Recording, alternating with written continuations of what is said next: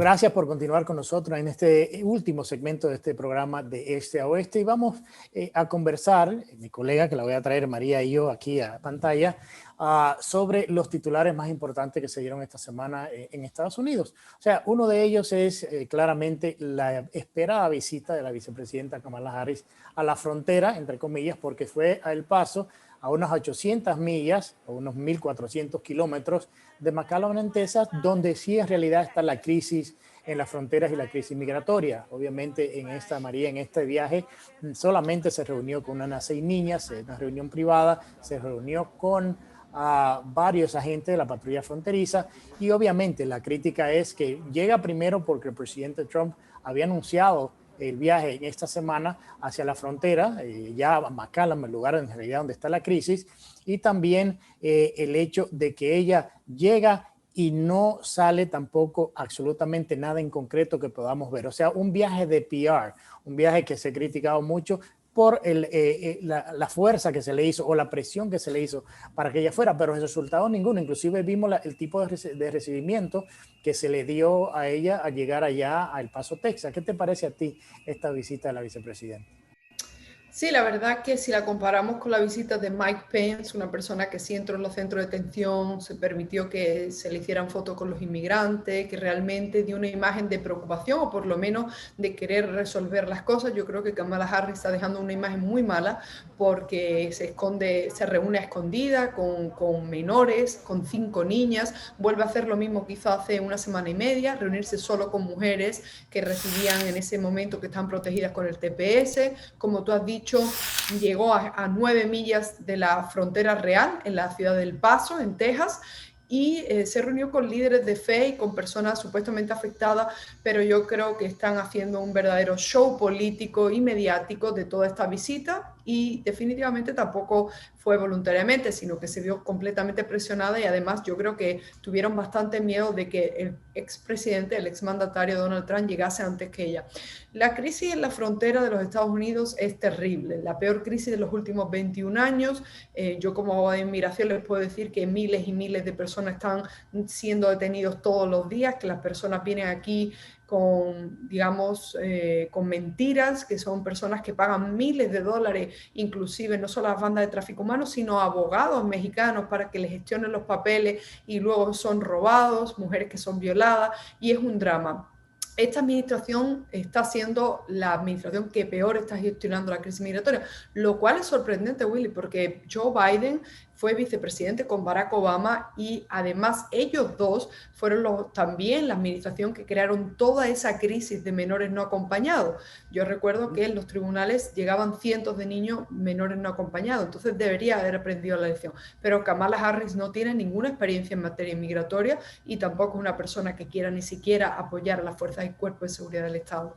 Yo creo que a mí me sorprendió mucho cuando ella dijo en una conferencia de prensa que ellos habían heredado esa crisis migratoria en la frontera. Y yo dije, pensaba, pero ¿hasta qué punto llega el insulto al intelecto de los norteamericanos? Todo el mundo, se lo dijo el presidente de Guatemala, se lo dijo el presidente de México, lo dicen los mismos inmigrantes que están llegando y han llegado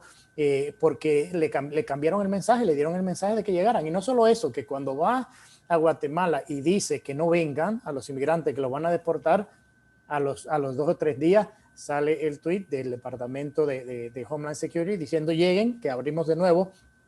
el programa de refugiados, así que no hay problema, así que pueden comenzar a venir. Entonces, este cambio de mensaje es algo que no lo deja muy bien y yo creo que en vez de que esta visita le haya ido bien desde el punto de vista óptico, le fue muy mal porque no fue ni siquiera el lugar donde estaba la crisis y segundo,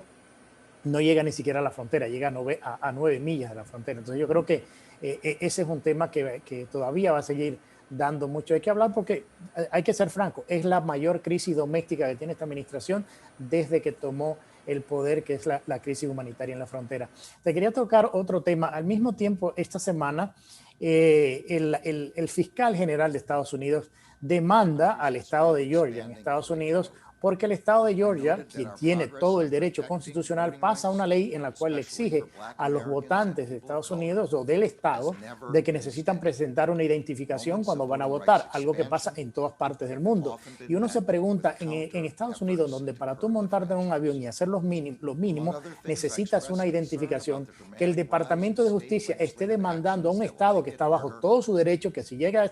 esa demanda a la Corte Suprema lo van a revertir porque es un derecho constitucional, demandarlo solamente por este tema político. Que mucho esta administración está politizando las agencias, lo vimos en los últimos 8 años de la administración de Barack Obama y de Biden, cómo politizaron el Departamento de Justicia, pero están volviéndolo a hacer y de esta manera. Que mucho debiera preocuparle a la gente la politización de estas agencias. Claro, están politizando absolutamente todo y por otra parte están haciendo, entre comillas, un abuso de poder. Recordemos para aquellos que nos ven desde Europa un paralelismo. Esta semana vimos cómo los principales líderes de la Unión Europea decían que había que expulsar a Hungría por aprobar una ley para la protección de los menores y de los padres de los niños. Aquí en Estados Unidos está pasando lo mismo. Un gobierno federal que además usurpa muchas funciones y que quiere ser cada vez mayor e intenta controlar a los estados más conservadores, como son el caso de Texas, de Florida, ahora mismo de Georgia. Tienes toda la razón en que en cualquier otro país del mundo pedir identificación para votar en unas elecciones generales pues es un requisito mínimo y aquí sin embargo ya se habla de que es un requisito racista, que es un requisito que suprime el voto. Lo cual lo único que nos deja claro es una cosa, Willy. Yo creo que aquí el marxismo cultural, el socialismo está avanzando a un paso muy acelerado, que hay que protegerse y yo desde aquí de Florida veo muchísimas asociaciones y organizaciones que están fundándose y están uniéndose para recaudar dinero y para defender a los ciudadanos y a los residentes de los diferentes estados, porque de verdad que en muchas instancias los fiscales generales de los estados tienen los recursos limitados y no pueden ni interponer tantas demandas como les gustaría contra el gobierno federal, véase el caso de Texas y Florida, pero tampoco ir detrás digamos, del gobierno federal para absolutamente todo. Por eso, al final, este movimiento de We the People, nosotros los ciudadanos, y que la ciudadanía se involucre cada vez más a la hora de demandar al gobierno federal y protegerse es fundamental. Sí, yo creo, inclusive hablando de lo que obviamente es la politización de las agencias, vimos también esta semana cuando la fiscal del distrito de Nueva York también se ha reportado de que la próxima semana va a sacar cargos criminales en contra de las empresas de la familia de Donald Trump. Entonces uno se pregunta, con tantas cosas, con un gobernador en Nueva York que mandó a 16,000 personas a la muerte y no le han hecho ni siquiera una amonestación de tráfico, entonces obviamente la gente está hablando del tema de la persecución política, porque esto ha pasado con esta oficina de fiscalía federal en Nueva York, con todos los que son candidatos políticos conservadores. Entonces yo creo que eso no le hace ningún bien a lo que es el sistema de justicia en Estados Unidos y no nos deja muy bien parados a nivel internacional cuando le criticamos a otros países que utilizan de la parte ejecutiva, el gobierno ejecutivo utiliza el poder judicial e inclusive el legislativo para avanzar su agenda política e ir detrás de los enemigos políticos que tiene. Terrible, terrible lo que estamos viviendo aquí, tú lo has definido muy bien, se trata de una persecución política y se trata de una persecución política contra los políticos, pero también contra los ciudadanos. Es decir, aquí el año pasado hemos visto cómo han despedido a profesores de las universidades, por ejemplo, de la Universidad de Miami, simplemente por defender la auditoría de los votos, la auditoría electoral. Hemos visto esta semana pasada cómo ya suspendían a Giuliani, el Colegio de Abogados de Nueva York, que por cierto quiero aprovechar para denunciar públicamente que esta semana el Colegio de Abogados de Arizona se permitía el lujo de enviarme un email a mí, a miles de abogados diciendo, tergiversando totalmente un titular, por ejemplo, en este caso de España, hablando de la Inquisición del gobierno de España. En fin, estamos más infiltrados de lo que nos imaginamos y por eso yo creo que a menos que nos unamos a nivel ya, como yo hablaba antes, de ciudadanos, de organizaciones, de asociaciones que defiendan a los demás ciudadanos e incluso a los políticos, nos vamos a llevar sorpresas muy desagradables, porque además ya no se trata de una persecución o un avance del socialismo a nivel de las instituciones o del gobierno federal, lo estamos viendo en la América corporativa, en el mundo empresarial de los Estados Unidos. Si uno no está de acuerdo con la ideología progresista, básicamente te van a despedir, te acusan de homófobo, racista, y lo que estamos viviendo, yo no sé, en un año ha cambiado absolutamente todo y la verdad que estamos deseando de que llegue ya el 2022-2024 para volver de verdad a la normalidad. Sí, y por último, el último tema que te quería tocar esta semana sorprendió a muchos en Estados Unidos y en el mundo en la presentación de los 4 o 5 pasos que el presidente Biden pide en contra de la violencia o cómo es la manera de manejar la violencia y los altos índices de violencia en Estados Unidos, con decir primero que no le crean, o sea, que no le crean a los medios, decía él, o a las encuestas que hablan del aumento, o no solamente las encuestas, sino los números que hablan del aumento, de un aumento que nunca se había visto en el tema de la violencia a nivel de las ciudades mayores, o sea, hablando de Portland, 585% del aumento en la violencia y en los asesinatos, o sea, algo que no se había visto antes, y él decía que no le creyeran esos números, que eso no era cierto, Está bien, o sea, que no estaba, la verdad que no estaba, o sea, una cosa increíble. Si no quiere que le creamos a los medios, simplemente creámosles a las personas que viven en esas ciudades, creámosle el testimonio de las personas o los datos reales de aquellos que han huido de los estados en los que gobiernan el Partido Demócrata. ¿Cuántos miles de personas se han mudado a Florida? ¿Cuántas empresas, empresarios, inversores y ciudadanos se han mudado a Texas? ¿Cuántas personas tienen que abandonar Oregón? ¿Y cuánto dinero? Creo que lo compartíais en un medio de comunicación esta semana. ¿Cuánto dinero se está gastando el Estado, por ejemplo, para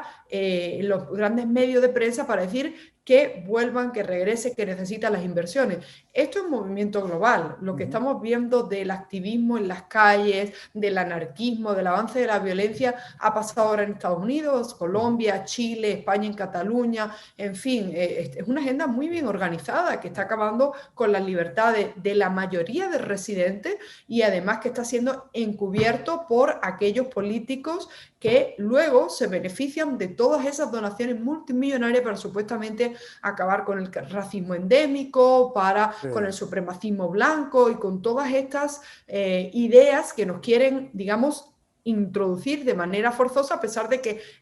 en el día a día en Estados Unidos lo vemos, no hay ningún problema en convivir con ningún tipo de persona, ni por su origen, ni por su religión, ni por su color de piel. Es absoluta fachada para seguir levantando miles de millones de dólares. Y yo creo que para mí una de las partes preocupantes y para muchos en el discurso de esta semana sobre el tema de armas fue cuando él de frente reta la segunda enmienda de la Constitución y dice que ¿qué va a hacer la gente? Si la gente tiene armas y quieren venirse en contra del gobierno, tendrán que buscar aviones F-15 y tendrán que buscar armas nucleares, como quien dice, o sea, si vienen o si hacen algo en contra del gobierno, nosotros tenemos toda esta capacidad para bombardear, hacer bombas nucleares a tu propia gente y matar a tu propia gente. Eso es algo que le dejó muy mal sabor en la audiencia, o por lo menos en el país que escuchó esto, porque la segunda enmienda se creó, para que la gente entienda, para que limitar los poderes del gobierno, para que el gobierno no fuese no solamente a desarmar, sino a tener un totalitarismo en el país. Y por eso la segunda enmienda de la Constitución de Estados Unidos le da y le permite el mantener y guardar armas a sus ciudadanos, y que el presidente de Estados Unidos está retando un derecho constitucional y encima de eso decirle que él tiene los F-15 y F-16 y las bombas nucleares. Yo creo que eso ha no solamente sorprendido a muchos, sino que el miedo ha comenzado a la gente a pensar, en vez de dejar de comprar armas, vamos a comprar más, que creo que es lo que ha causado esto.